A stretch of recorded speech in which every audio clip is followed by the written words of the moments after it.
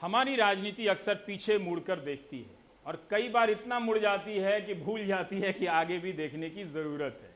इसीलिए आप देखेंगे कि बीच बीच में अतीत का मुद्दा आता है, उसका हिसाब किया जाता है, नाम वगैरह बदले जाते हैं। अब ये मौका था तमिलनाडु में, जहां कोविड-19 की लड़ाई हो रही है, हालत खराब है, जबकि वहां का सिस्टम काफी अच्छा है, तो उस पर पूरी शक्ति से लड़ने की। लेकिन इसी वक्त वहां तमिल भाषा विभाग ने एक डॉक्यूमेंट जारी किया है कि 1000 से अधिक जगहों के नाम परिवर्तित किए जाते हैं। इनमें शहर के नाम हैं, गांव के नाम हैं, कस्बों के नाम हैं, स्टेशन वगैरह वगैरह के नाम हैं।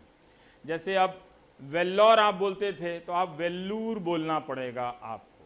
तो इस तरह का बदलाव किया गया है। कोयम्बटूर को अब कोयम्बत्तूर बोला जाएगा, मदुरई को मदुरै, पुडुचेरी को पुथुचेरी, टोंडियारपेट को बदलकर थंडियारपेट्टई बोलना होगा।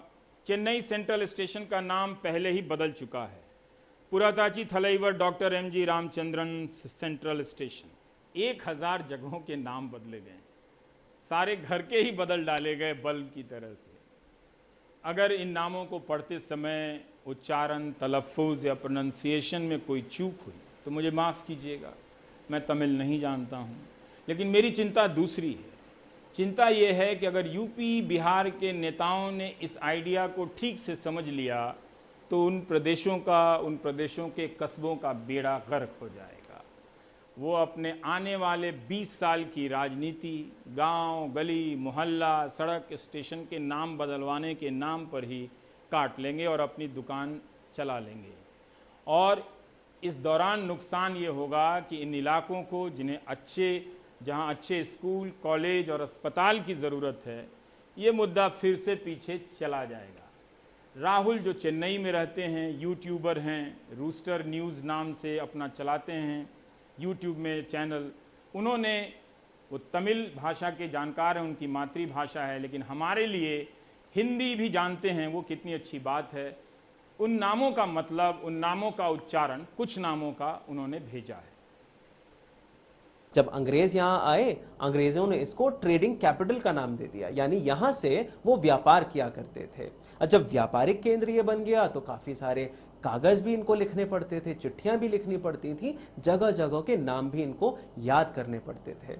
अब उसमें समस्या ये हुई, जो अंग्रेज थे उनकी जुबान में न चेन्नई घुसा न मदिरासपट्टिनम घुसा। अब मदिरासपट्टिनम बन गया मद्रास, और कई और जगहों के नाम भी इन्होंने इसी तर्ज पे बदल डाले। जो उनकी जुबान पे नहीं आता था उसको बदल के अपनी जुबान के हिसाब से उन्होंने बदल डाले। अब कागज इतने लिखने पड़े, जो रिकॉर्ड्स इतने इनको मेंटेन करने पड़े, वही रिकॉर्ड्स ऑफिशियल बन गए और वही स्पेलिंग्स आज तक चली आ रही है। यानी जो अंग्रेजों ने गलतियां करी लिखने में, वो गलतियां आज तक चली आ रही थी। लेकिन यहाँ के जो लोग हैं, जो यहाँ के लोकल लोग हैं, वो इन जगहों को उसी तरह से बुलाते थे जैसे हजारों सालों से वो बुलाते आ रहे हैं। अंग्रेजी सभ्यता का प्रभाव इस भाषा में शायद नहीं पड़ा। अब समझने की दूसरी बात, यानी यहाँ के अक्षर और यहाँ की लिपि। जो तमिल भाषा में कुल अक्षर हैं वो हैं 247, हिंदी में हुए 44, अंग्रेजी में हुए 26। इतने सारे अक्षरों के होने के बावजूद तमिल भाषाओं में कुछ कमियां हैं। यानी तमिल भाषाओं में कई ऐसे अक्षर नहीं हैं जो हम आम बोलचाल की भाषा में प्रयोग में लाते हैं, जैसे कि ह, श, शु, फ, ऐसे कई और शब्द। जैसे कि मेरा नाम हुआ राहुल, अगर आप तमिल में लिखना चाहें तो आप लिखेंगे रागुल। जी हां, यहां पर यही समस्या है।